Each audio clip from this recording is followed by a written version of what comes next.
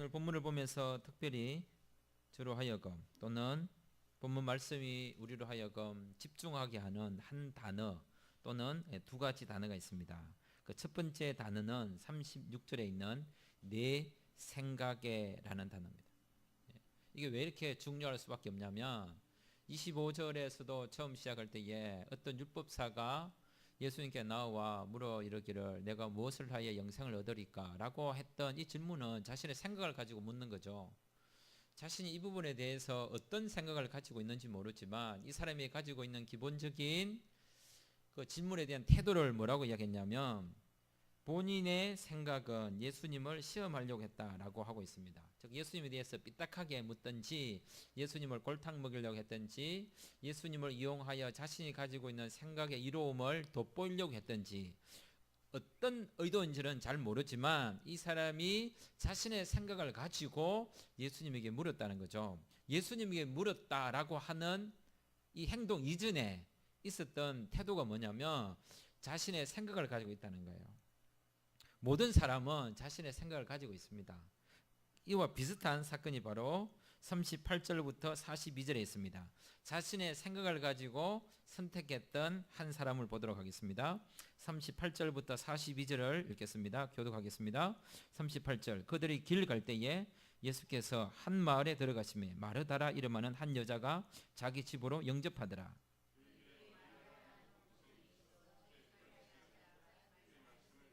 마르다는 준비하는 일이 많아 마음이 분주한지라 예수께 나아가 이르되 주여 내 동생이 나 혼자 일하게 두는 것을 생각하지 하시나이까 그를 명하사 나를 도와주라 하소서.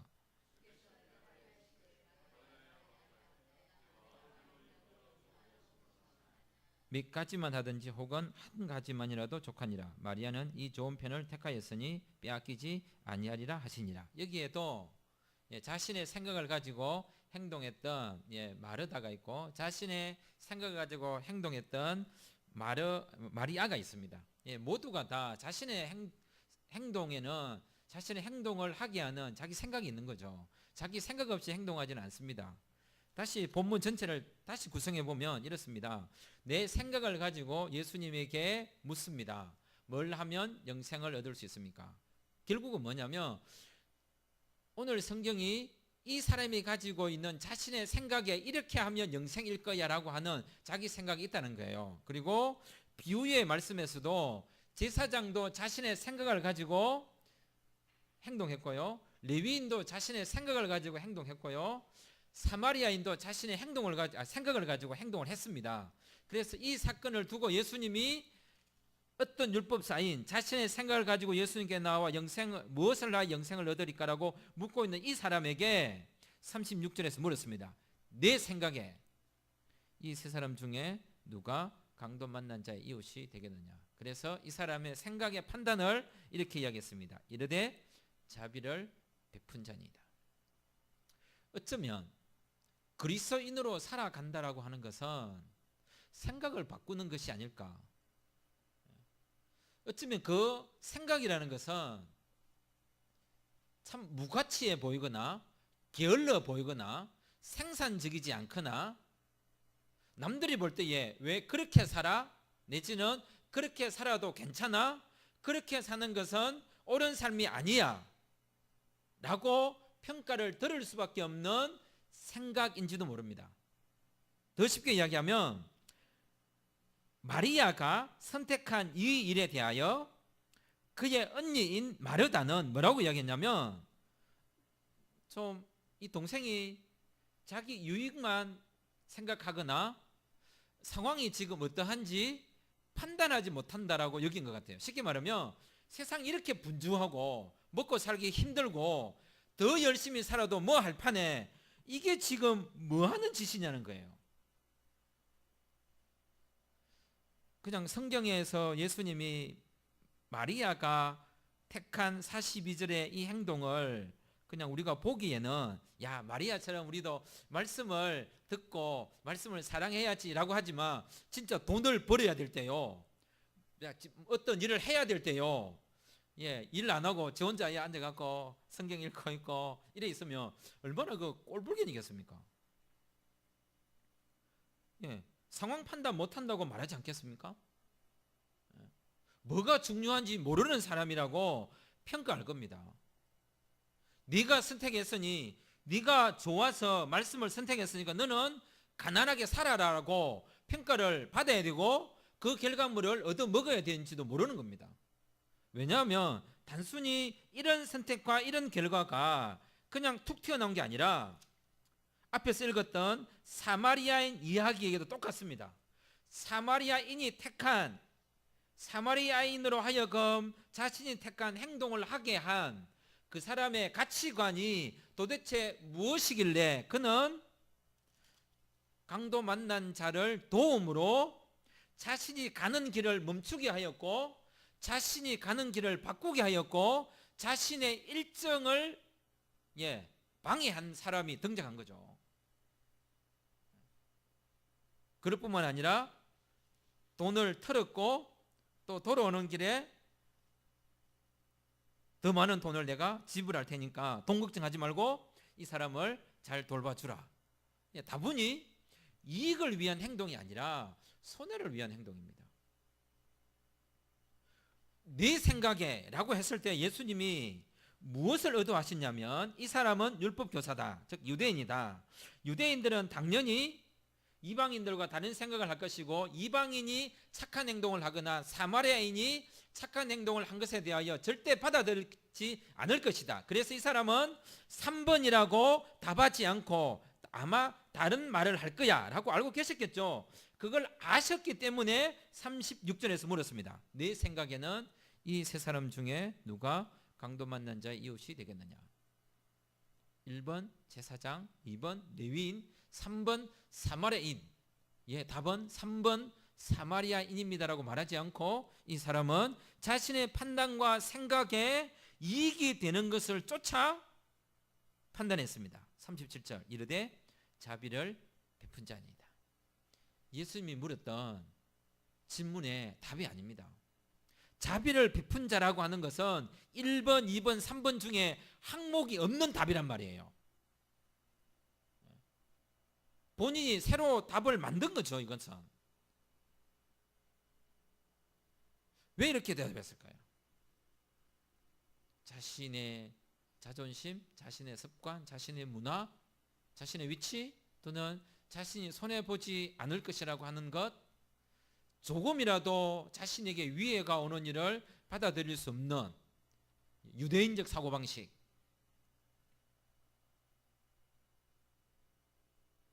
그 전통, 그 문화, 그 관습, 그 경험, 그 기호, 자신이 좋아하는 어떤 것, 매우 중요한 일입니다. 그걸 다 버리라거나 다 떠나라는 말이 아니라 그 이상의 행동을 해야 될 어떤 사건이 발생했을 때, 즉 그 사건이란 사람을 살리는 것이라면, 진리를 말해야 되는 것이라면 반드시 이 순간에는 내가 말하지 않으면 말할 사람이 아무도 없는 경우일 때, 또는 내가 손을 내밀지 않으면 이 사람을 도와줄 수 없는 경우일 때, 내가 스쳐 지나가고 나면 이 사람이 도움을 받을 수 있는 기회가 자신의 인생 가운데 전혀 일어날 가능성이 없다고 판단되어질 때, 내 관습과 내 문화와 내 전통과 내 경험과 나의 감정과 내가 좋아하는 어떤 것이 있음에도 불구하고 그 이상의 행동을 해야 될 필요성이 있다는 것입니다. 법으로는 하면 안 되죠. 그런데 법을 제끼고 사람을 살려야 될 때가 있습니다. 그것을 판단하는 것은 쉬운 일이 아닙니다. 하지만 법을 제껴놓고 사람을 살려야 될 정도라면 너무나 다급한 것입니다. 이런 경우에 세상을 향하여 그리스도인들의 생각은 어떠해야 되는가를 예수님 우리에게 묻고 있는 것입니다. 예수님이 왔습니다. 제자들도 왔습니다. 그래서 손님들이 많습니다. 그래서 마르다의 행동이 나쁘다는 것이 아닙니다. 어떤 면에서는 말씀을 선택함으로 사람들로부터 일하지 않는 여성이다라고 하는 평가도 듣고, 어떤 면에서는 자기 이익만 생각하는 이기주의자라고 하는 소리도 들을 수 있고, 어떤 면에서는 너는 지금 이 순간에 무엇을 해야 되는지 잘 모르는 사람이구나 라고 하는 그런 평가도 들을 수밖에 없는 상황이 있다는 사실입니다. 그럴 때 가장 사소해 보이고 자신에게 유익을 끼친다라고 여겨지지 않는 것을 선택함으로 그것이 좋은 편을 선택한 것이라고 받아들일 수 있는 생각의 변화, 그 생각을 가지고 있느냐라고 묻고 있는 것입니다. 마리아가 이런 선택을 한 것에서는 이익의 문제가 아니라 자신이 이것을 선택하는 그것은 자신의 선택에 의해서 빼앗기지 않는 것이 아니라 예수님이 주시는 말씀이기 때문에 그 말씀을 듣고 있는 것은 나의 행동의 결과로 말씀이 주어진 것이 아니라는 거예요. 마르다가 여기에 앉아 있었던 것이 좋은 편을 선택한 게 아니라 하나님의 말씀이 선포되는 그 자리가 좋은 편이라는 것입니다. 마리아의 행동이 좋은 것을 만든 게 아니란 말이에요. 좋은 것이 있는 그 현장에 그가 있은 거죠. 어쩌면 강도 만난 자를 돕는 일은 선을 향할 수 있는 기회죠. 그래서 제가 한 2주 전에 말씀을 전한 것처럼 왜 사람들이 죄를 짓고 왜 사람들이 선한 일을 하지 않는가? 사람들이 선한 일을 하지 않고 어쩌면 악한 일을 하는 이유는 이익이 되기 때문이라 했습니다. 사람들이 악한 일을 그치고 선한 일을 안 하는 이유는 그 일이 자기에게 손해가 되기 때문이라 했습니다. 내가 살아가는 세상을 보면 그렇습니다.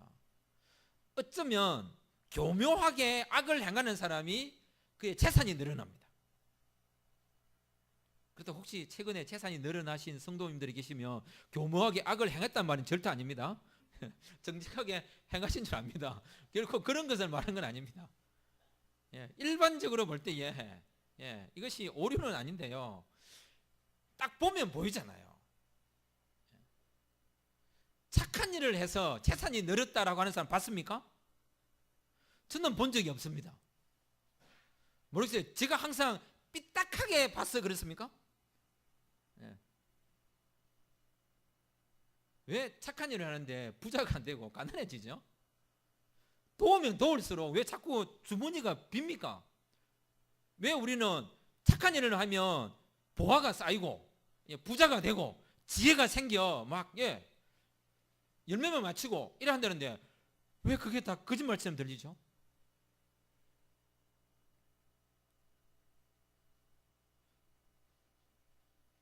그리스도인이 살아가는 그 부름에 대한 분명한 자신의 생각의 판단을 결정짓는 성경 구절이 있습니다. 그게 바로 26절입니다. 26절을 같이 읽겠습니다. 26절 시작. 예수께서 이르시되 율법에 무엇이라 기록되었으며 네가 어떻게 읽느냐? 그래서 이 사람이 대답했습니다. 27절 시작. 대답하여 이르되 네 마음을 다하며 목숨을 다하며 힘을 다하며 뜻을 다하여 주 너희 하나님을 사랑하고 또한 네 이웃을 네 자신같이 사랑하라 하였나이다.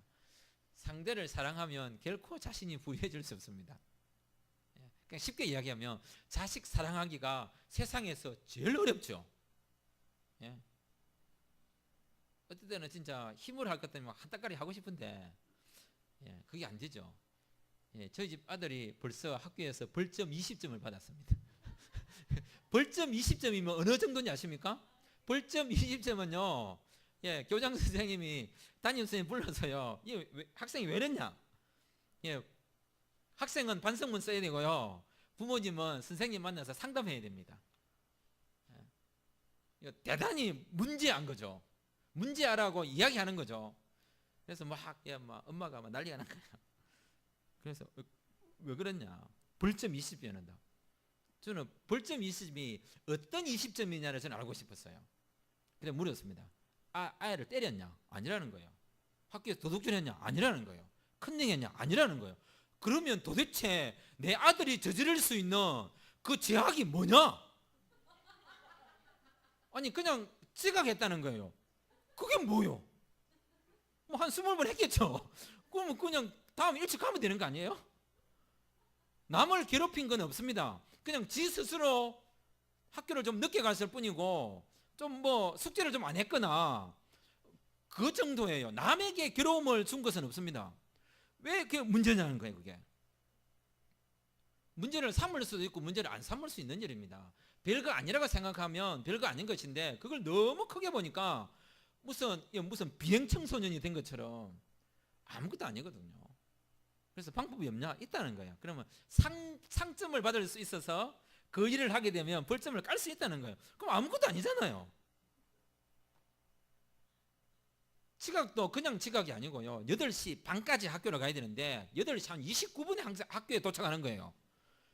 그러니까 항상 제일 늦은 거예요. 그 학교에서 제일 늦어서 간 게 그게 지각인가요?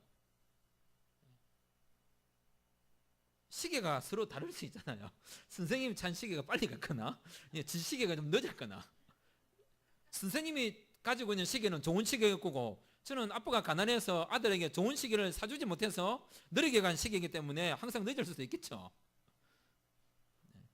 문제를 너무 크게 만들 필요는 없습니다. 무슨 말을 하고 싶으냐면 자신의 생각으로 판단하는 거기에 실제로 사랑이 깃들어 있느냐, 자신이 하는 모든 행동에서 사랑으로 하는 것, 즉 성경을 어떻게 읽느냐라고 말할 때에 사랑으로 읽는 그 모든 것은 자신의 손해를 요구한다는 것입니다. 하나님 사랑도 보십시오. 어떻게 마음을 다하고 목숨을 다하고 힘을 다하고 뜻을 다하여 어떻게 이렇게 사랑할 수 있습니까? 저는 이 구절을 보고 하나님 사랑하지 말라는 말로 보였습니다. 야, 자 영준아, 너는 하나님을 네 마음을 다하고 목숨을 다하고 힘을 다하고 뜻을 다하여, 사랑이라는 게요, 내 자식도 속에 천불이 나는데, 하나님 볼 때에 우리들이 얼마나 하나님을 사랑할 수 없는 일입니다. 이것은 하라는 말이 아니라 쓸데없는 짓 하지 말고 그냥 있으라는 말입니다. 있어야 되는 문제죠. 하나님 앞에서는 우리가 나대 가지고 하나님을 사랑할 것이 아니라 하나님의 사랑을 그냥 고스란히 좀 입으면 안 되겠느냐, 좀 나대지 말고 가만히 있을 수 없니? 이런 거죠. 우리가 최소한 나대지만 안 해도 죄는 적게 지을 것 같아요. 좀 장난 많이 치고 좀 이거 많이 까불고 하는 아이들에게 하는 뭡니까? 제발 네가 뭐 하라 소리 안 하니까 좀 가만히만 있어 줄래? 가만히만 있어줘도 문제가 안 생기거든요.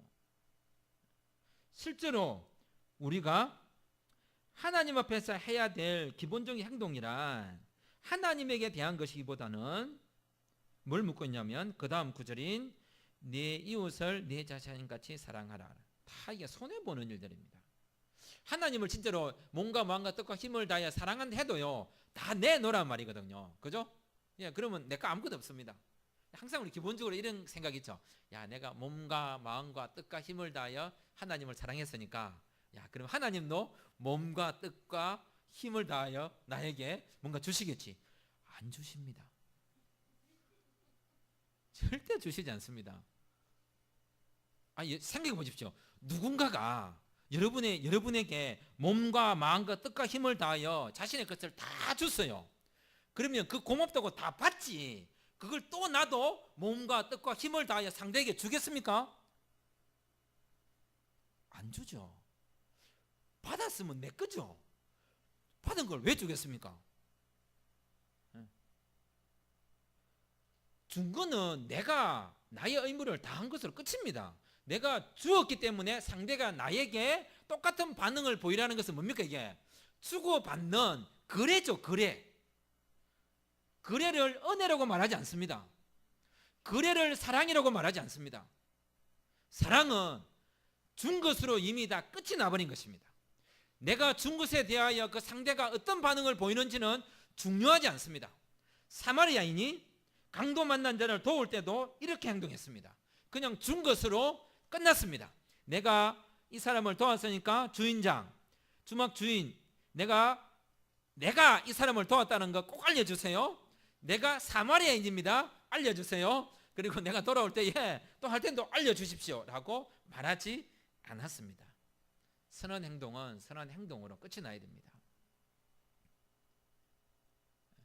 그 생각을 묻고 있는 것입니다. 그런데 이 어떤 율법사는 자신의 생각 가운데 자신의 이익과 자신이 돕고 싶은 누군가가 있었죠.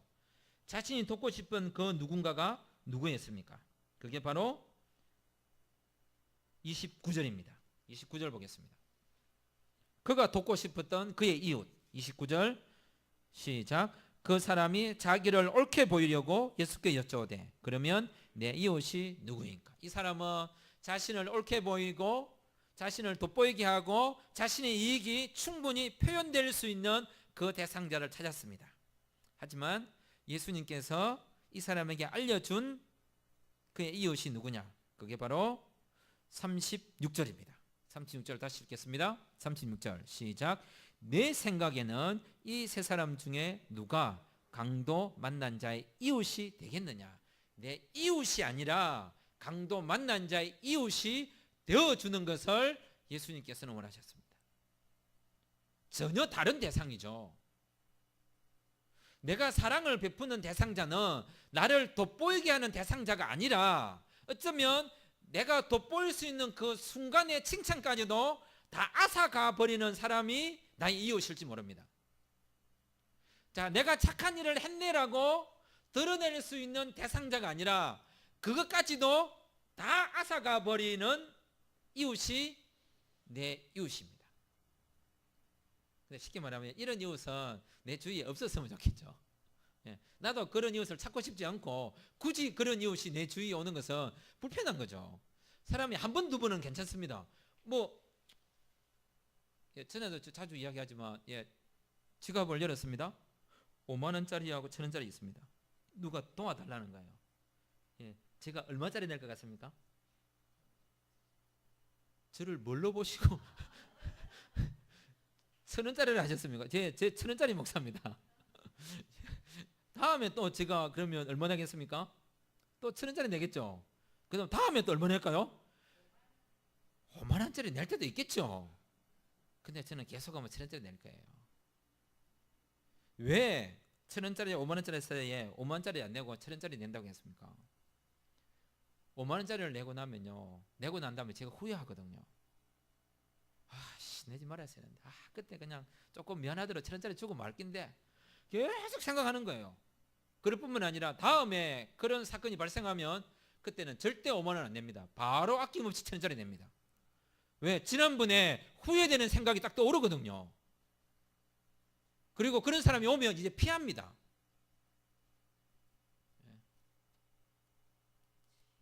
그럴 수밖에. 그럴 수밖에.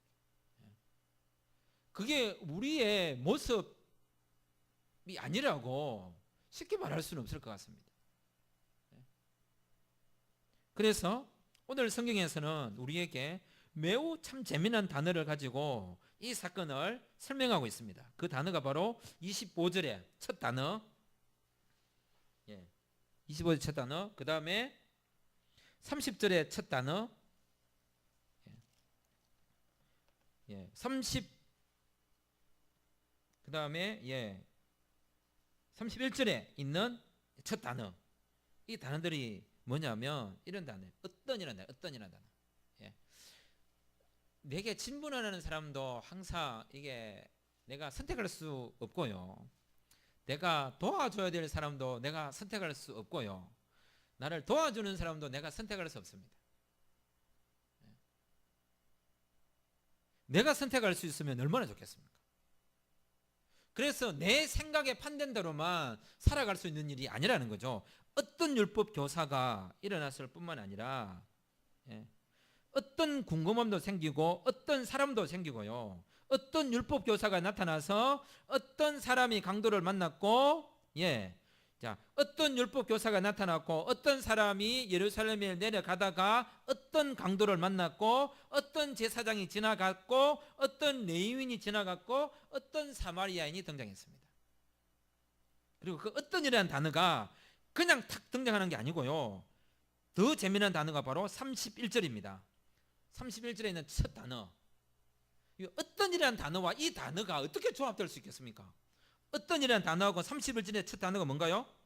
마침이라는 단어입니다. 이거 어떻게 조합시킬까요? 어떤은 그냥 갑자기 생기는 일이고요. 마침은요, 기다렸다가 이게 딱 나타나는 겁니다. 예. 어쩌면 이게 어떻게 조합시키지 이걸? 예. 어느 누구도 생각하지 못했는데 마침 한 제사장이 등장한 거고, 그죠? 살릴 수 있는 저로의 찬스인 거죠. 도울 수 있는 찬스고요. 사랑을 베풀 수 있는 찬스입니다. 마침이라는 단어는, 예. 나는 어떤 일로 그냥 갔는데 마침 내 눈에 나를 도와달라고 손을 내미는 사람이 있는 거예요. 지갑을 열었습니다. 5만 원짜리, 1,000 원짜리.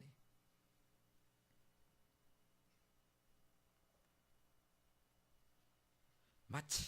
그런데 이 마침이란 단어를 가지고 세 사람이 등장하는데 세 사람의 동일한 행동과 다른 행동이 있습니다. 동일한 행동을 찾아보겠습니다. 31절, 32절, 33절에서 동일한 단어가 나옵니다. 세 사람이 똑같은 행동을 한 게 있습니다. 제사장과 레위인과 사마리아인이 똑같은 행동을 한 거. 예, 똑같은 행동. 예. 보고. 그다음 다른 행동이 뭡니까? 두 사람은 피하고 한 사람은 가까이 가고. 예. 얼마나 놀랍습니까 이게? 봤어요. 예. 본 것만으로 문제가 해결되지 않는다는 겁니다. 예. 아픈 사람을 본 거, 그걸로 문제 해결이 되는 게 아니죠. 그리고 아우성 치는 사람의 그 고통 소리를 듣는 것으로 문제가 해결되는 것이 아닙니다. 보고 들었지만 그 다음에 또 뭡니까? 하나 더 보태다면 이 사람들에게는 없었던 사마리아인에게 있었던 아주 중요한 가까이 가게 만든 어떤 태도가 있었죠. 그게 바로 불쌍히 여기는 마음이었습니다. 불쌍히. 그러면 레위인과 제사장은 불쌍히 여기는 마음이 없었냐? 있었겠죠. 하지만 이들에게는 문화와 간섭과 제도와 법률이 그들로 하여금 피하여 가도록 만든 면죄부를 준 것 같아요. 제사장과 레위인은 죽은 것을 만지면 안 되거든요. 그래서 자신의 습관을 쫓아서 피하여 갔을 거예요.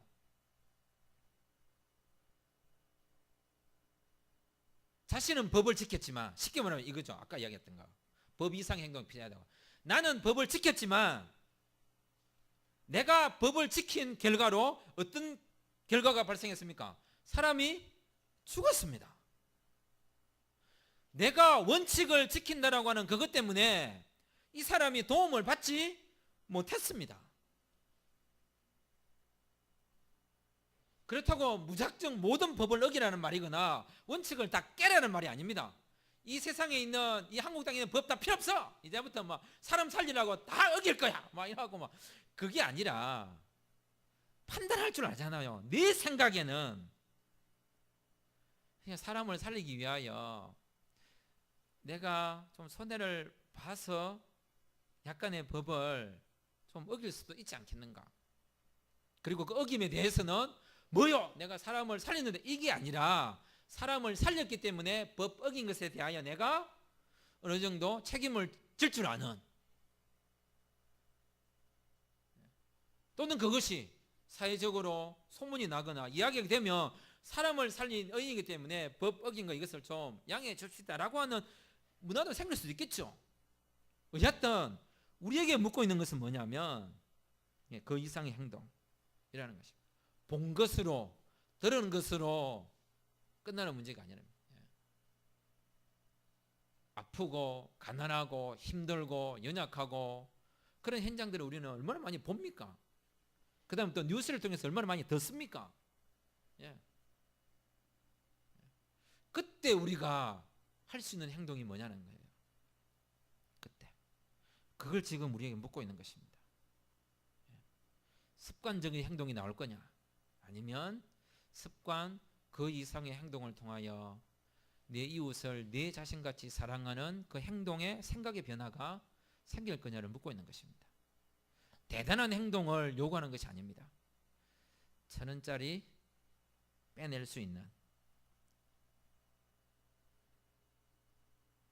50,000원짜리 행동이라고 하는 큰 행동을 하지 못한 것에 의한, 그걸 내가 할 수 없는 일을 하여 하지 않는 게 아니라 최소한 아픔의 현장에 대하여, 예, 또 어렵게 사는 현장을 보고 저 사람들은 게을러 라고 그렇게 말하는 사람들에게 그렇게 말하지 마 라고 말이라도 할 수 있는, 누군가의 아픔에 대하여 너무 쉽게 말하는 게 아니야 라고 사람들에게 핀잔을 들을지라도 한마디 할 줄 아는, 뭔가 거기에서 그 대상자들을 돕기 위하여 내가 뭐라도 말할 줄 아는. 그래서 이거 관련해서 며칠 전에 어떤 글을 누가 발표하고 또 논의가 있었습니다. 그래서 그 논의의 제목은 뭐냐면, 젊은 부부, 즉 영유아들을 가지고 있는 부부들의 제자 훈련에 대한, 그러니까 어떻게 하면 제자 훈련 시킬 것인가, 막 토론을. 제가 할 말이 있다고. 왜 교회에 있는 젊은 부부들을 제자 훈련 시키려고 하냐고. 그냥 놔두시라고. 왜 자꾸 유아실을 문제화 시키냐고. 유아실에 앉아 있는 사람들은 예배도 안 드리는 사람, 애들하고 떠들고 있는 사람, 그다음 여름이면 에어컨 밑에 뜨뜻하게 있고, 겨울에는 불 뜨끈뜨끈하게 넣어가지고 졸고 있고, 그래서 항상 유아실을 문제화 시키잖아요. 교회들마다. 유아실은 저 구석에 가능하면. 왜 유아실이 있죠? 여러 가지 이유가 있겠지만 가장 대표적인 것은 어린이들이 예배 시간에 방해된다는 것입니다. 말이야, 아이들 돌보고 좋은 장소라고 말하지만 우리 교회는 아니죠. 제일 가까운 곳에 배치해 놓았죠. 진짜 유아실을 넣으려면 현재 사무실에 쓰고 있는 저희도 넣어야 됩니다. 그래 안 시끄럽고요. 앞으로 예배 드리는데 뚝뚝 걸어오고 하는 거 우리는 신경 안 쓰잖아요. 근데 그 방해 때문이거든요. 아이들이 예배에 방해된다는 이유 때문입니다. 그런데 교회에서는 뭐 이야기하고 있습니까? 애를 자꾸 낳으라고 합니다. 아이를 가지는 것은요, 예배에 방해가 되는 존재입니다. 그래서 교회에서 아이 데리고 예배를 드릴 수가 없습니다. 교회 학교에서 젊은 부부들을 교육시키는 것은 교육의 문제가 아니라 그 부부들이 아이를 데리고 예배를 드리는 것이 전혀 불편이 없도록 환경을 만들어주는 것, 인식을 바꾸어주는 것이 제일 좋은 교육입니다. 아이를 붙들고 있는데 뭐 하란 말입니까? 아이 양육 잘해야 되고요, 아이하고 가까이 있어야 되고요, 아이하고 더 많은 시간을 보내도록 해줘야 되죠. 대상자들에게 물어봐야 됩니다. 내가 무엇인가를 하기 전에 그 사람들이 무엇을 원하고 있는지, 내가 베풀고 싶은 그 선도 중요하지만 그 대상자가 필요로 하는 선이 무엇인지 좀 입장을 바꾸고 주체자를 좀 바꾸면 좋지 않을까요? 사랑이라고 하는 것이 항상 누구 입장이 되어 있느냐면 사랑을 베푸는 사람 입장이 되어 있는 거예요. 사랑을 베푸는 사람이 주인공이고 주체자죠. 그게 아니라 정작 사랑을 받아야 할 그 사람이 사랑을 받는 사람이 아니라 자기가 원하는 사랑을 받을 수 있도록 그 사람이 대상자가 아니라 주체자가 될 수 있도록 해줘야 된다, 사실. 하나님이 우리를 사랑하실 때 그렇게 하셨습니다. 하나님 우리를 사랑해줘가지고 혹시 우리가 거지가 될까 싶어서, 하나님이 베푸는 사랑 때문에 우리가 아무것도 아닌 그런 사람이 될까 싶어서 그렇게 하시지 않고요, 오히려 그 사랑의 은혜의 주체자가 될 수 있도록 그 사랑을 받음으로써 그 인간들이 우리가 더 빛나도록 하셨습니다. 바로 그것을 우리에게 묻고 있는 것입니다. 주체자를 바꾸는 생각, 사랑을 받는 대상이 더 빛날 수 있도록 하는 것. 성경을 읽는다는 것은 바로 우리의 생각을 바꾸고 행동을 바꾸어 필요를 채워주는 것이라고 여겨집니다. 기도하겠습니다.